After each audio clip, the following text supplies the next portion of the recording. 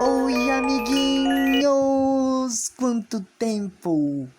E hoje vamos mais para um contabinho ou binho conta. Hoje eu vou falar sobre a Guerra dos Emboabas, que ocorreu em 1707 a 1709. História longa! A Guerra dos Emboabas foi um conflito entre paulistas e forasteiros pelo domínio das minas.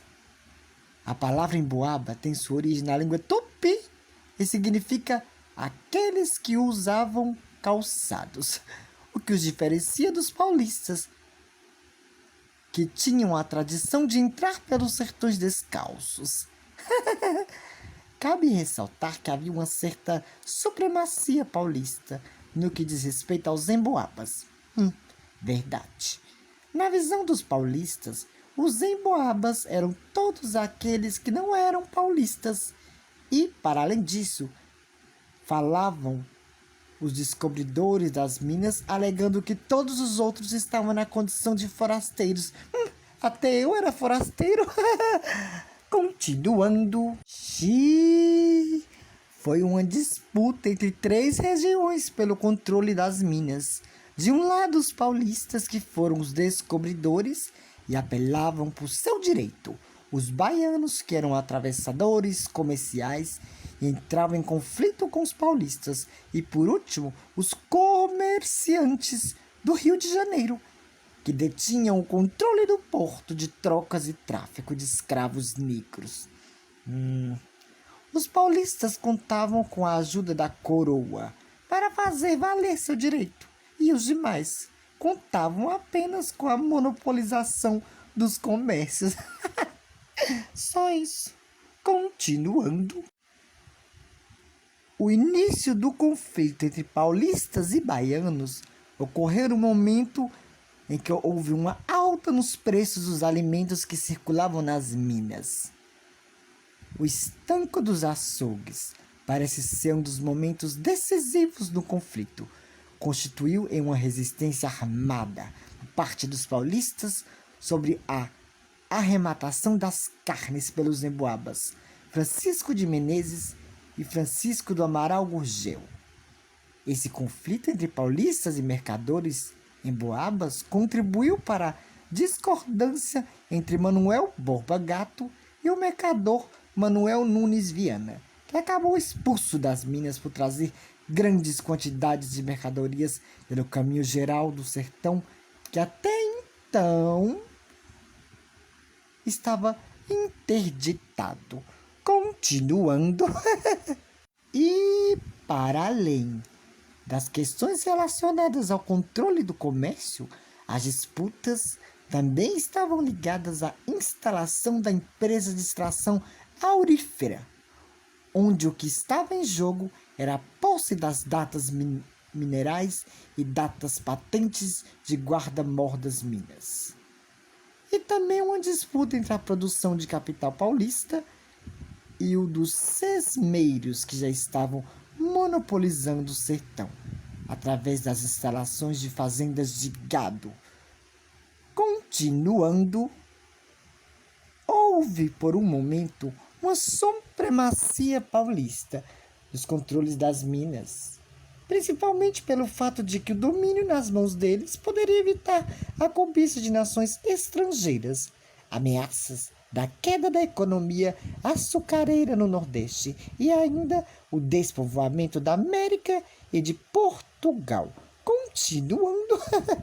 E falei que a história era longa, e é longa mesmo. Dessa maneira, a manutenção dos paulistas poderia evitar uma corrida do ouro, além de assegurar os controles do poder da coroa portuguesa. Porém, com o passar do tempo e com as grandes reivindicações dos forasteiros, essa figura de controle de poder passou para Manuel Nunes Viana, que foi nomeado como governador das Minas em 1707, cargo que não existia anteriormente.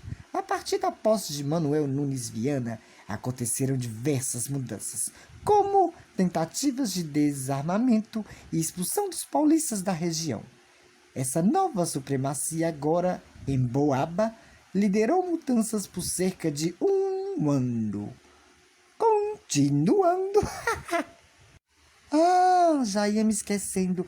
Houve a expulsão do governador-geral Fernando de Mascarenhas em 1709 por homens de Manuel Nunes Viana. Há uma força por parte do governador para reinstalar a autoridade metropolitana na região. A expulsão do governador põe em xeque a supremacia em Boaba, que antes era vista como resistência às atrocidades cometidas pelos paulistas.